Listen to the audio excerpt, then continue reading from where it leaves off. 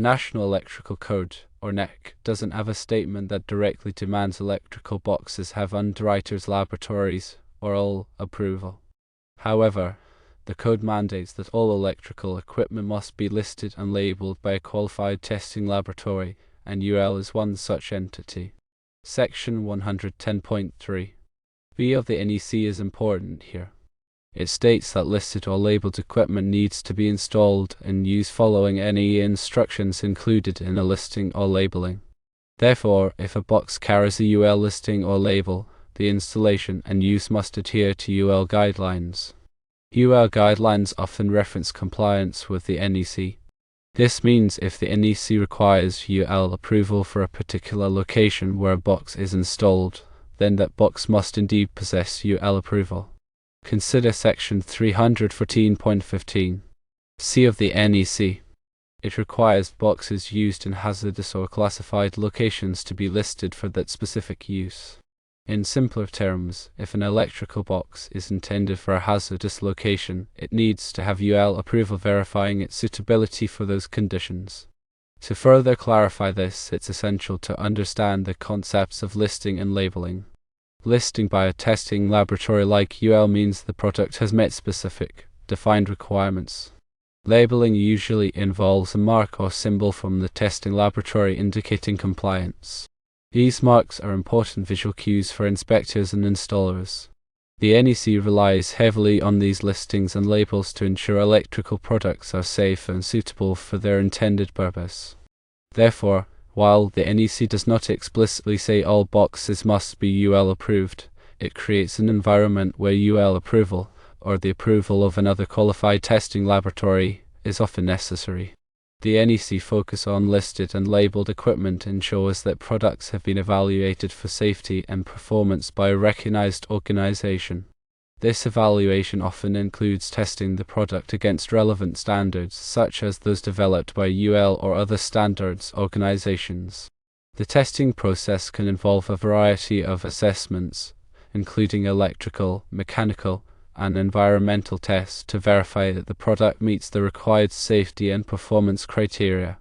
The listing or labeling process also includes ongoing surveillance by the testing laboratory to ensure that the manufacturer continues to produce the product in compliance with the applicable standards. This surveillance can involve periodic inspections of the manufacturing facility and testing of samples of the product to verify continued compliance.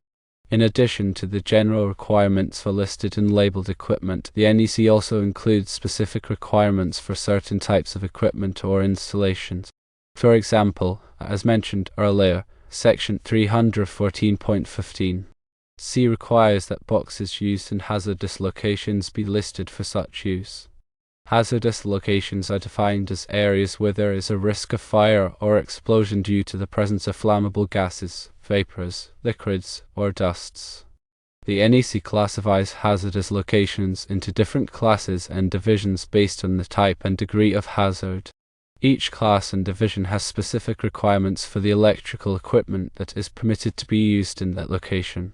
For example, equipment used in a Class I, Division 1 location, which is an area where flammable gases or vapors are present continuously or intermittently, must be specifically designed and tested to prevent ignition of the flammable atmosphere. This equipment is typically explosion-proof or intrinsically safe. Similarly, equipment used in a Class Roman II, Division 1 location, which is an area where combustible dust is present in the air in sufficient quantities to produce an explosive or ignitable mixture, must be designed to prevent the ingress of dust and to prevent the surface temperature of the equipment from exceeding the ignition temperature of the dust. The NEC also includes requirements for the installation of electrical equipment in hazardous locations, such as requirements for sealing conduits to prevent the passage of flammable gases or vapors. The requirements for electrical equipment and installations in hazardous locations are intended to minimize the risk of fire or explosion and to protect people and property from the hazards associated with these locations. In addition to hazardous locations, the NEC also includes specific requirements for other types of equipment or installations, such as those involving emergency systems, healthcare facilities, and swimming pools. These requirements are intended to address the unique safety concerns associated with these applications. For example, emergency systems, which are intended to provide power to critical loads during a power outage, must be designed and installed to ensure that they will operate reliably when needed.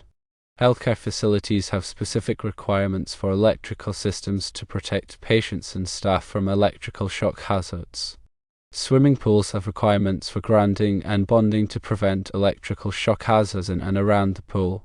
The NEC is a comprehensive set of standards that covers a wide range of electrical equipment and installations. It is important for anyone involved in the design, installation, or inspection of electrical systems to be familiar with the NEC and to follow its requirements to ensure the safety of people and property.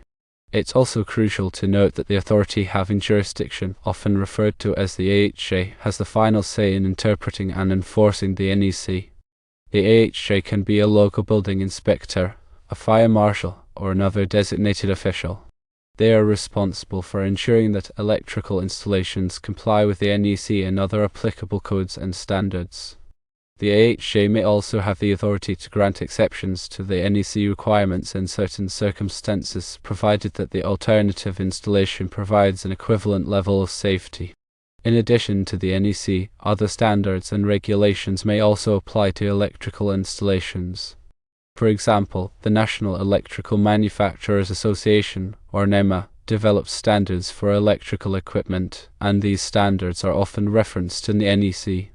State and local governments may also have their own electrical codes and regulations that supplement or amend the NEC. It is important to be aware of all applicable codes and standards when designing, installing, or inspecting electrical systems.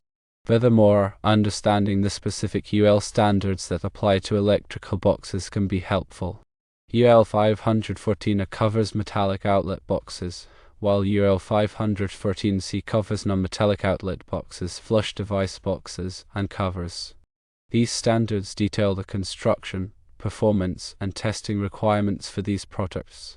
Compliance with these UL standards, as verified by UL listing, provides assurance that the boxes meet minimum safety and performance requirements.